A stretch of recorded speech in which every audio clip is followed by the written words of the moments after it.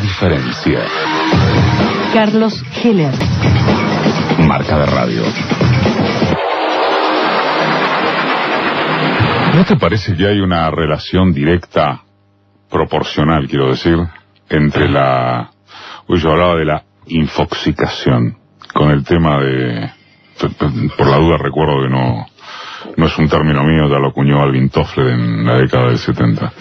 La infoxicación con los cuadernos y el paquete de datos luctuosos con la economía, dólar, los bonos argentinos, la cantidad de cheques rechazados récord, el quiebre de la cadena de pagos. Qué sé yo, a ver, desligarlos debe ser casi imposible, porque se mueven en simultáneo, pasan simultáneamente, pero yo tiendo a creer que lo determinante son los factores objetivos, ¿no?, que tienen que ver con las políticas económicas y con lo que se está haciendo. Vos fijate que, primero, los factores externos.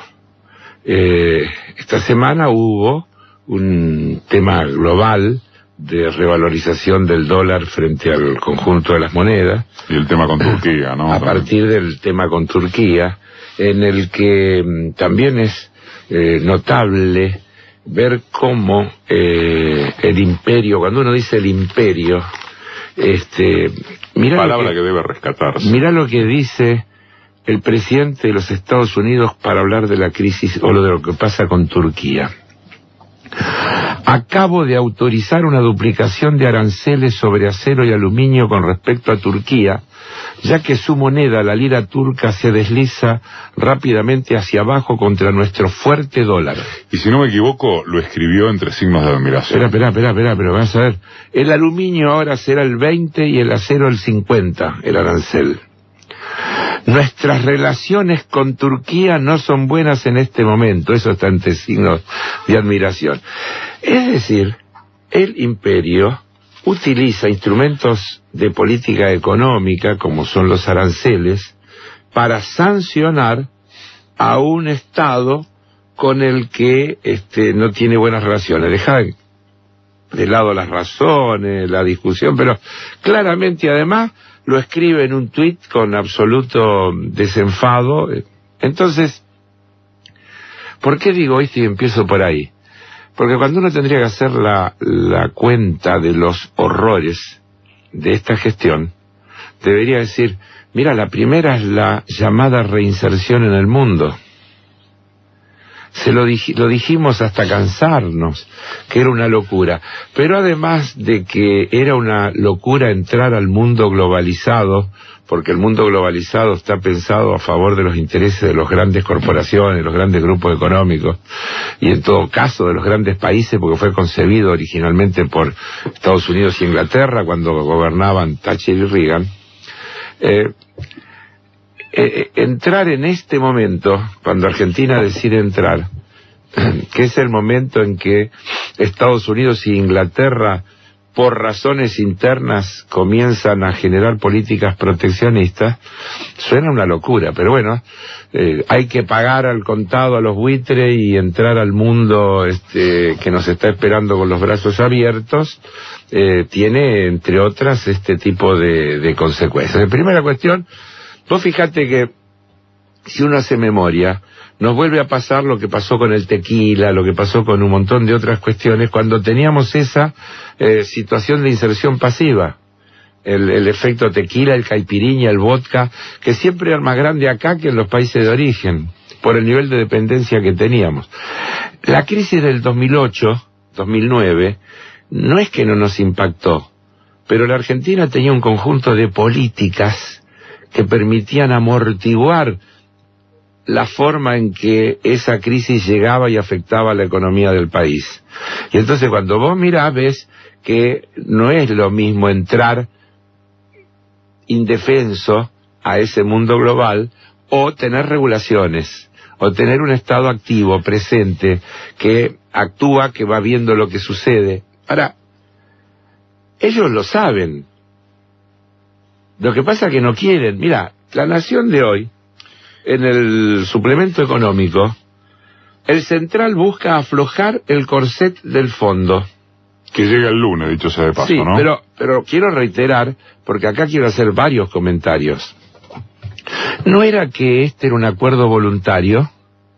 ¿No era que nosotros le habíamos dicho al fondo todo lo que íbamos a hacer y el fondo nos aprobó y en función de esa aprobación nos dio los 50.000, no los 50, los 15 y las cuotas que nos va a dar si seguimos haciendo voluntariamente todo lo que ellos dicen que tenemos que hacer?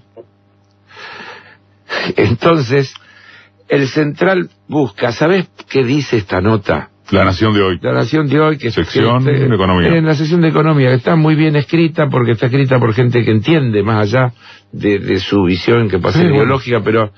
Escribir bien o mal no es derecho de izquierda. ¿Qué le dice? Le van a pedir que puedan flexibilizar el límite al uso de la reserva que se le impuso y lo dejó casi sin margen para intervenir sobre el mercado cambiario. Este es el fondo de la cuestión. Vos tenés... Y ahí llegamos a la pregunta, y discúlpame la vuelta. Ahí tenés la cuestión. Si vos tenés una situación donde hay una demanda que se origina por las más diversas razones, vamos siempre a la más sencilla. Hay un importador que le vence una carta de crédito y tiene que pagar.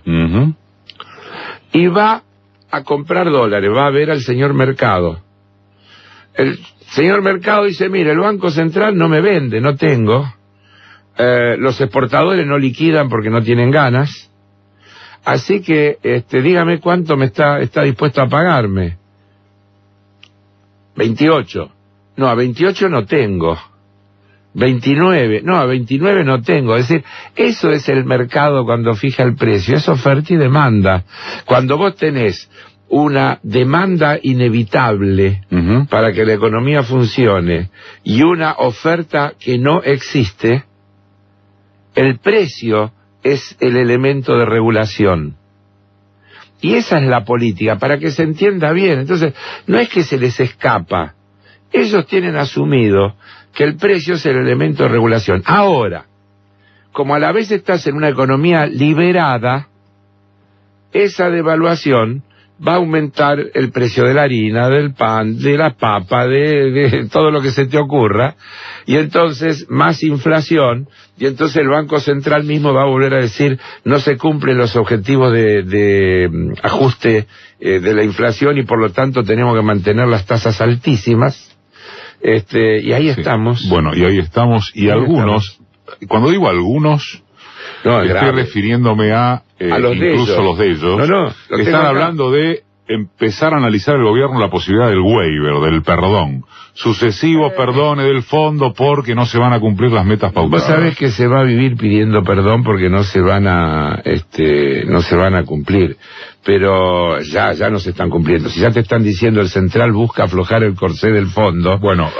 el otro día en uno de los foros, no me acuerdo, un tipo respetado por ellos, Siaba Serrate, dijo, ni siquiera la plata del fondo va a alcanzar para cubrir los vencimientos. Mira, yo tengo acá 3-4 citas de ellos también, de La Nación de hoy. Es cierto que los factores externos están jugándoles una mala pasada a los países emergentes, pero también lo es que las condiciones locales amplifican los shocks externos e incrementan la incertidumbre, retroalimentando dinámicas negativas. Management fit. Digo, para la fuente, ¿no? Mira esta. Llegamos a esto por tratar de disfrazar la inflación con deuda, para mantener la fiesta que financia el déficit. Ahora hay inflación, recesión y más deuda. No va más, está explotando. Carlos Rodríguez del SEMA. Esto lo corren por derecha. Liberal, lo corren por derecha, ajusten más. Cuando tenés las defensas bajas, lo que para otro puede ser un resfrío, a vos se te convierte en una pulmonía. Un analista de Christian Buteler. Hay 200 países en el mundo y son contados con una mano los que tienen corrida contra sus bonos, monedas y acciones. Somos nosotros. Dejemos de hacernos las víctimas. Augusto Darget de Silver Cloud Advisor. Y así de corrido. Es decir, todos estos le están diciendo además, che, ajusten más, déjense de hacer política, porque viste que te meten medida y se arma lío, reculan. No reculen más, porque ustedes no tienen margen para recular. Ajusten a fondo y olvídense de la política. ¿Escuchó esto? No, definitivamente no voy a ser candidata a presidente por muchas razones. Primero, porque creo que el presidente tiene que reelegir y apoyo esa reelección. En segundo lugar, porque yo tomé, y para mí el valor de la palabra es muy importante, yo tomé un compromiso con los bonaerenses hace 4 años. Yo les dije que no iba a ser candidata a presidenta, porque a la provincia de Buenos Aires le había hecho mucho daño tener gobernadores que querían ser presidentes. Marca de radio. Vos tenías pensado hablar justamente de Vidal acerca de la relación con el ajuste y el derecho sobre las personas, o mejor dicho, el ajuste por sobre el derecho de las personas. Claro, porque hay una declaración de ella que tiene origen en el tema del tratamiento de la ley de la legalización del aborto. Y dijo textualmente, si la ley no se vota hoy, mañana voy a estar más aliviada. Pero agregó, para tratar de explicar el sentido del alivio, y creo que a esto es lo que hay que prestarle atención, las cirugías programadas aún tienen demoras. Hoy esa cirugía que se pide como un derecho compite con la cardiopatía y con la operación oncológica.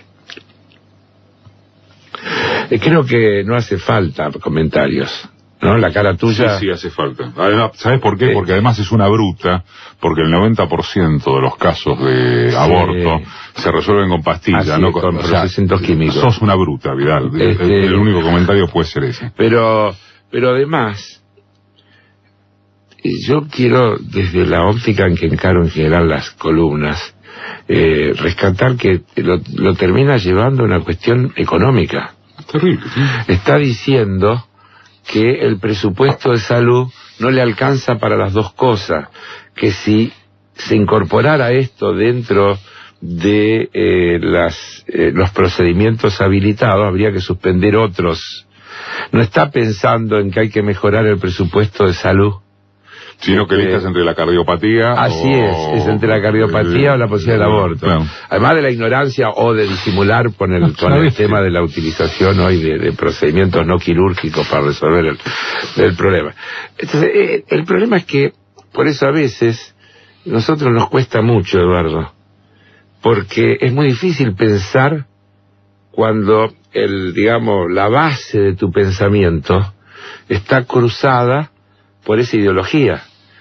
¿Cómo es difícil interpretar? A mí me cuesta mucho entender a veces cómo o por qué actúan de determinada manera, pero porque es el color del cristal con que se mira. Es decir, arrancan de una cantidad de conceptos básicos, incorporados, inamovibles, desde los cuales es Aranguren hablando de la planilla de Excel para explicar el aumento de las tarifas.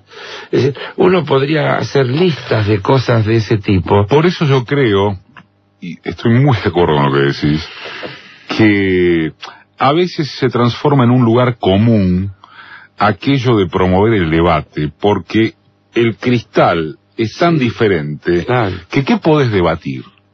No, y vos viste que hay veces que uno ve esos paneles que parece que se hablara de países distintos. Se hablara de países distintos. Ahora, con gente más inteligente, uno se puede encontrar con Carlos Rodríguez, que diagnostica bien y receta mal, pero que ayuda a entender que uno no está tan equivocado con el diagnóstico. Lo que pasa es que después te quiere recetar de una manera que es terrible, es como el fondo. El fondo te aplica el ajuste y cuando los problemas se agravan, no reconoce el error.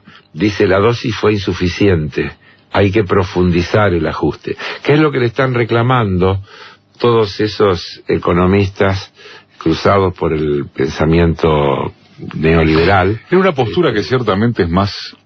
A ver, es facilista, porque yo creo... no sé qué pensás de esto, pero...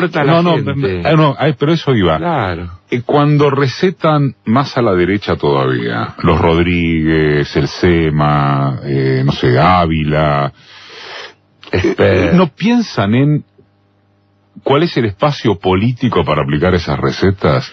¿No es facilismo intelectual lo de ellos en un punto? Qué sé yo, puede ser, no sé, habría que pensarlo, puede ser.